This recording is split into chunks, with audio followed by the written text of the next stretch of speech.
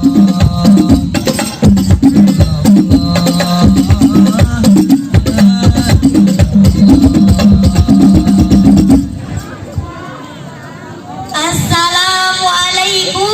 warahmatullahi wabarakatuh. Class on.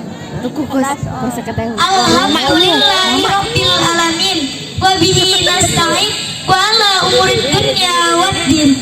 Assalatu wassalamu ala asyrafil anbiya'i wal mursalin sayyidina wan nabiyina wa maulana Muhammadin sallallahu alaihi wasallam wa ala alihi wa sahbihi ajma'in, amma ba'.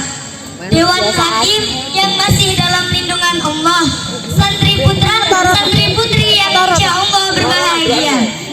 Sejak saya pikir-pikir, ternyata betapa mulianya lah orang yang memiliki kesabaran. Menanamkan kesabaran dalam diri kita memang berat dan terkadang pahit, betul apa betul? Tapi jangan khawatir, seberat dan sepahit apapun kesabaran yang dialami kita, yakinlah bahwa Allah selalu menyertai kita. Sebagaimana dijelaskan dalam firman Allah Al-Quran surat Al-Baqarah ayat 153.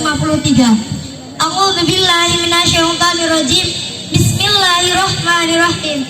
Ya ayyuhalladzina amanu ista'inu bis-sabri was-shalah. Innallaha ma'as sabirin. Wahai orang-orang yang beriman, mohonlah pertolongan kepada Allah dengan sabar dan salat. Sungguh Allah bersama orang-orang yang sabar. Dari ayat tadi sudah jelas bahwasannya seorang mukmin bersandar kepada dua hal tersebut. Yang pertama sabar, dan yang kedua selalu bertawakal kepada Sang Ilahi. Karena Allah menjanjikan suatu yang lebih baik, dan Allah akan menolong orang yang tekun dalam sholat dan sabar dalam ibadah. Santri-santri, sahabat santri rahimakumullah. Mbak, ada yang tahu nggak sabar dibagi menjadi berapa? Sabar dibagi menjadi 3. Yang pertama, sabar dalam taat kepada Allah. Terkadang rasa malas dalam sholat, kikir dalam zakat tumbuh pada diri kita, ya apa ya? Memang sabar dalam taat itu sulit. Maka barang siapa yang melanggar perintah Allah, berarti ia belum termasuk orang yang taat kepada Allah. Yang kedua, sabar menjauhi maksiat. Sabar terhadap maksiat lebih sulit lagi, apalagi terhadap maksiat yang sudah menjadi watak kebiasaan. Contohnya maksiat lisan seperti riba. Mbak, sanggup nggak ninggalin riba? Contoh yang kedua, maksiat diri seperti melipir. Kang, sanggup nggak melipir lagi? Semua itu membutuhkan kesabaran yang amat teramat tangguh agar dapat menjauhi kemaksiatan tersebut.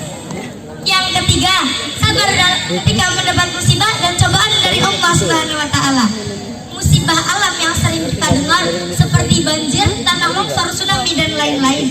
Dan cobaan yang sering berada di antara kita dan yang pernah kita alami yaitu sakit. Maka seberat apapun musibah dan cobaan yang Allah berikan, tetaplah tanamkan kesabaran dalam diri kita. Santri-santri, sahabat santri rahimakumullah, sebuah hadis yang diriwayatkan oleh Imam Bukhari dan Muslim menjelaskan, wa may yatasabbar yusabirullahu wa ma utiya ahadun atau an khairan wa awsa'a minas sabri. Siapa yang bersungguh-sungguh berusaha untuk sabar, maka Allah akan mudahkan kesabaran baginya.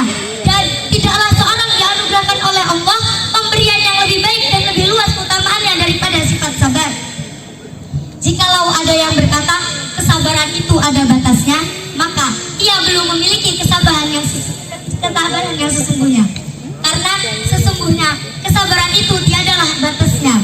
Hadirin wal hadirat rahimakumullah, dapat diambil sebuah kesimpulan bahwa let's be patient no matter what difficult it is. Mari tanamkan kesabaran dalam diri kita, apalagi ketika kita diuji oleh Allah Subhanahu wa Ta'ala. Karena orang yang sabar pastilah memiliki martabat yang tinggi di surga, disediakan kamar-kamar di surganya Allah, mendapat pahala tanpa batas. Semoga kita termasuk orang-orang yang sabar. Amin, amin, amin ya rabbal alamin.